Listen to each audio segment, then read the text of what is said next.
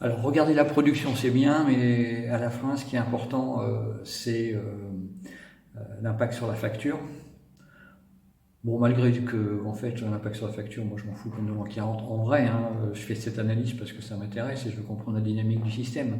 Mais, donc, je referme cette parenthèse. Donc, pour regarder l'impact sur la facture de mon installation solaire. Donc, déjà, je pars d'une baseline de 2020, qui est une année où j'avais pas du tout de panneaux solaires, et je regarde fin 2023, quelle est la situation, donc après 3 ans. Je fais cette analyse, elle est basée sur les factures, hein, donc c'est des données que j'ai sous les yeux, voilà, elles sont ce qu'elles sont. Euh, par contre, c'est quand fondamentalement une analyse de l'impact de l'installation en autoconsommation. Il doit y avoir un petit peu d'impact de la batterie en 2023, mais je pense que c'est quand même assez toujours dans l'épaisseur du trait. Donc l'analyse de la batterie, c'est quelque chose qu'il faut que je fasse, j'ai besoin d'un peu plus de recul. Donc ce que je présente là, ce que je vais présenter, c'est vraiment les panneaux en phase en autoconsommation.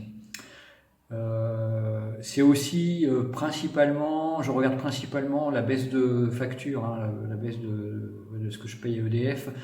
Donc je vais parler rapidement de notion de coût, donc combien ça m'a coûté de mettre ce truc-là en place, mais une analyse formelle d'investissement avec un ROI, c'est quelque chose qu'il faut que je complète aussi un peu dans une autre vidéo plus tard.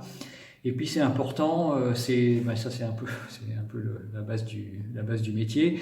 On fait une analyse pro forma, c'est-à-dire que je compare des choses comparables et j'exclus dans l'analyse tout ce qui est variation soit à la hausse, soit à la baisse, qui ne sont pas liées aux panneaux solaires, hein. Par exemple, en 2020, j'avais pas de voiture électrique. En 2023, quelquefois je tire du grid pour charger la voiture électrique, cette augmentation de consommation, il faut que je l'exclue parce que sinon je ne suis pas en train de comparer des choses comparables.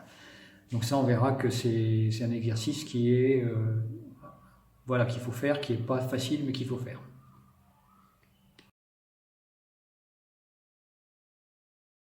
On pourrait bêtement, et ces données je les ai, hein, c'est de regarder la facture EDF de 2020 qui est de 2600 euros, maison plus gîte, et puis la dernière facture, enfin la facture 2023, pareil, maison plus gîte, 1200 euros. Donc là, j'ai baissé quand même assez sensiblement de 1400 euros.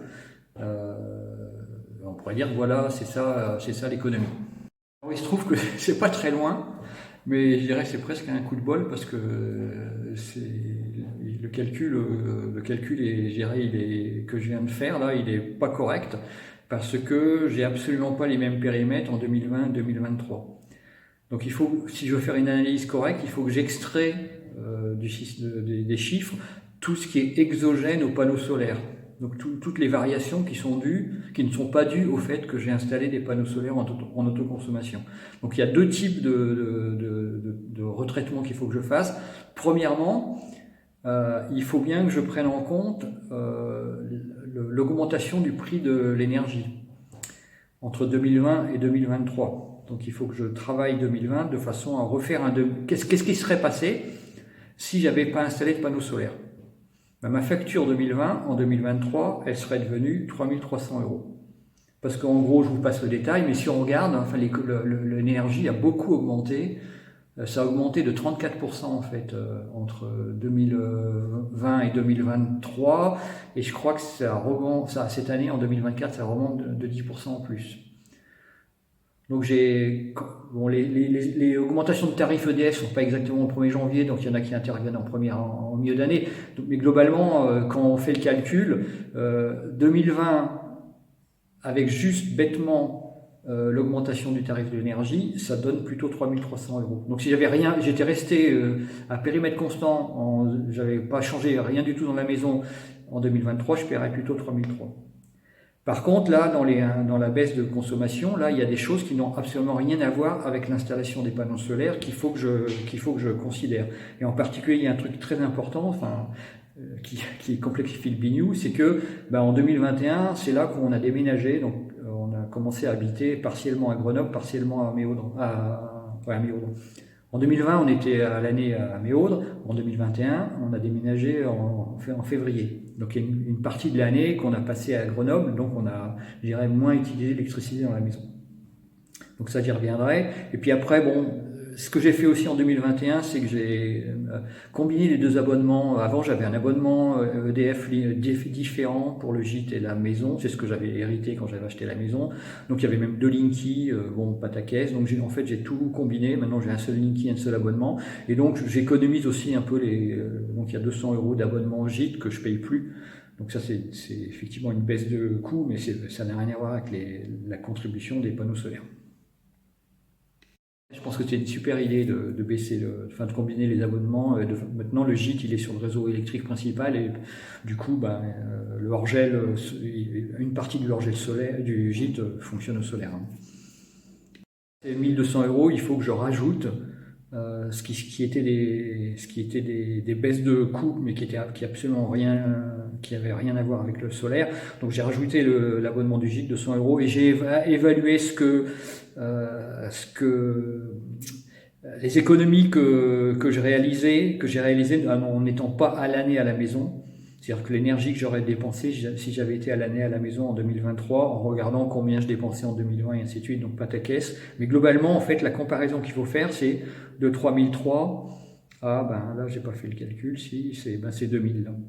Donc en gros, à la fin, donc le chiffre final, c'est que j'estime que l'impact du solaire en autoconsommation, c'est l'ordre de grandeur 1 000 € d'économie par an sur la facture, ce qui correspond à une baisse, voilà, moins 40, enfin, voilà l'ordre de grandeur. Moi, le truc que je retiens, c'est que ça m'économise, bon an, mal an, à peu près 1 000 €, peut-être un peu plus, sur la facture EDF. Globalement, c'est en considérant l'augmentation du prix de l'énergie. Enfin, si l'énergie augmentait plus vite que la contribution du panneau, je pourrais voir que ma facture baisse pas en disant mais c'est con, les panneaux me font pas baisser la facture, mais c'est un faux raisonnement naturellement, parce que si j'avais pas de panneau, la facture elle aurait augmenté. Donc c'est effectivement une économie, c'est de l'argent que je peux mettre ailleurs. Consommation en mégawattheure, vous voyez, en 2020 je consommais 12, en 2023 j'étais à 5, et là je pense que cette année, en fin de 2024, j'ai pas toute l'année encore, mais ce serait encore un peu moins. Donc c'est quand même une différence assez significative d'appel au grid. Alors sur la bagnole, 3 data points pour fixer les ordres de grandeur. J'ai calculé en fait que depuis que j'ai installé, enfin sur 2022-2023, là où j'avais des panneaux en 2021, j'avais assez peu de panneaux, donc c'est un peu moins significatif, mais en 2022-2023, j'ai 55% de la charge à méaude qui est au solaire. Alors, c'est pas 100%, parce que l'hiver, je charge au grid à Méaudre. Et puis, je charge aussi pas en dehors de Méaudre. Il y a des fois, on charge en ville, on charge sur la route. Donc, je dis pas que je roule à 55% au solaire. Je pense que c'est plutôt peut-être coin de table à 40%. Mais voilà, donc mon installation solaire me donne des kilomètres gratuits, des kilomètres au coût marginal de 0. Et ce que j'ai chargé au solaire depuis le début de l'installation, depuis que j'ai installé ma borne, c'est l'équivalent de 500 € d'électricité. Donc une façon de voir les choses, c'est que si j'avais fait les mêmes kilomètres, les kilomètres que j'ai fait gratuits, que j'ai fait au solaire, si je les avais fait au pétrole, j'aurais dû mettre pour 1 500 € de pétrole dans la bagnole. Donc 500 € d'électricité d'origine solaire dans la bagnole. La borne que j'ai installée, bon je l'ai installée moi-même, mais ça coûte, c'est une borne, à l'époque c'était assez cher, donc ça coûte à peu près 900 €. Donc vous voyez, je veux dire, et en un petit 3 ans, donc vous voyez, un petit 3 ans, j'ai récupéré 500 € sur les 900. Donc je dirais la borne, c'est un investissement pour lequel on se récupère, je dirais, en 5 ans, 6 ans. Ça va aller plus vite parce que maintenant, mon installation est complète, j'ai tous mes panneaux, alors qu'en 2021, j'en avais très peu. En 2022, j'en avais un petit peu moins. J'en avais un peu plus, mais j'avais pas la totalité. Donc je pense que l'accélération le business case va s'accélérer sur les dernières années, mais je pense qu'au bout de 6 ans, je me suis refait. Alors sur la partie coût de l'installation d'autoconsommation, je pense, j'en ai à peu près entre 7 et 8 000 euros. Donc ça comprend tout, hein. Ça comprend donc les panneaux, donc les 13 panneaux, les micro-onduleurs, les supports au sol. Donc ça coûte une vraie fortune, hein. Au début je les achetais, maintenant je les fais moi-même avec des équerres. Ça comprend toute la modification dans le tableau électrique de la maison. Ça c'est Préfet Électrique qui est venu le faire. Tout ce qui est passerelle informatique de supervision. Et ça comprend également, là-dedans, dans les 7 à 8 000, moi j'ai bien plus mis, peut-être même un peu plus de coûts qui sont liés à ma configuration. C'est que j'ai un très long câble qui va du fond du jardin à la maison. Et puis, déjà ça coûte cher ça. Et puis, il a fallu que Préfet Électrique fasse un trou dans le mur de la maison pour rentrer le câble vers le Linky qui est à l'intérieur. Et ça, ils en ont chié, hein, parce que c'est des murs de plus de 50 cm d'épaisseur. Enfin, ils ont été obligés de racheter une mèche, machin. Donc ça, c'était le simple fait de percer le trou, hein, ça a été une saga et c'était un coût non négligeable. Donc dans les 7 à 8 000, je dirais, il y en a bien 1000 qui sont liés à ma configuration à moi. Naturellement, j'ai très peu, Préfet Électrique est passé, mais après tout le reste c'est moi qui l'ai installé, les panneaux, tout ça c'est moi qui ai tout installé, avec de l'aide de Bertrand et de Thibaut. Donc ça c'est pour une installation de 5 kW crête. Si on fait des benchmarks de ce que l'industrie dit, par exemple Engie dit que pour une installation de 3 kW crête, qui est un peu le standard, hein, c'est tout compris entre 10 000 et 14 000 euros. Donc pour 3 kW crête, le bench, si on prend 10 000 euros, moi pour 5, je suis plutôt à 8 000. Donc bon an, mal an, il y a un rapport 1 à 2 entre le faire soi-même et le faire faire.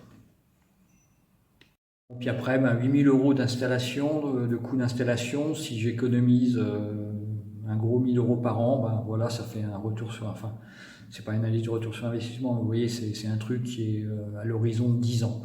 Je trouve que je suis assez étonné par ces chiffres. Je pensais que le retour sur investissement serait plus long que ça. Mais bon, pour l'instant, c'est ça que ça me dit et je vais vivre avec ça. Et puis, je vais continuer à regarder. Par exemple, je vais refaire une page de cette analyse quand j'aurai tout 2024 pour vérifier que je suis toujours un peu dans ces clous. Mais globalement, hein, si on résume tout en 3 boulettes, ça m'a coûté 8 000 euros, ça m'économise un gros 1 000 euros par an. Et que donc, c'est un truc qui se refait financièrement sur un petit 10 ans.